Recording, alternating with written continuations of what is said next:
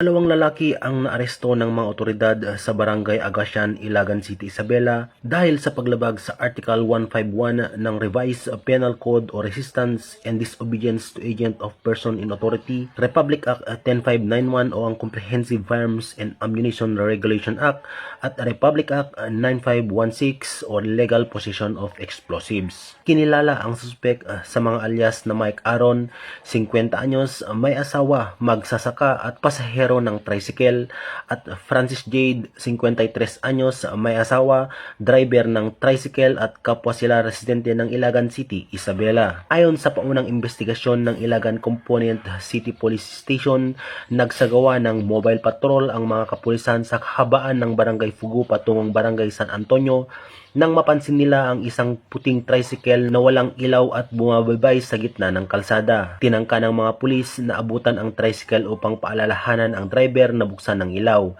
Ngunit sa halip na huminto, pinaharurot nito ang sasakyan na agad nagdulot ng hinala sa mga otoridad. Agad nila itong sinundan at nasabat sa Purok 1, Barangay Agasian. Pagkababa ng kapulisan mula sa kanilang mobile, napansin nila si alias Mike Aaron na may kinukuha mula sa kanyang bag.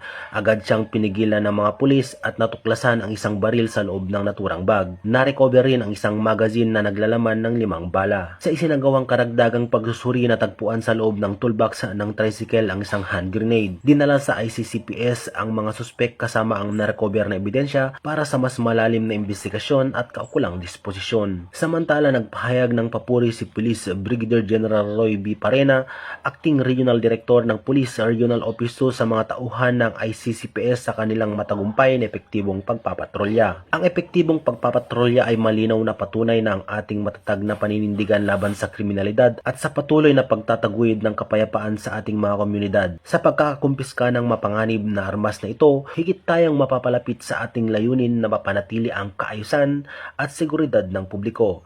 Tugon ni Police Brigadier General Parena. Mula dito sa lalawigan ng Isabela, ako ang inyong Police News Network Correspondent, Patrolman Balawag, alagad ng batas, tagataguyod ng balitang pulis.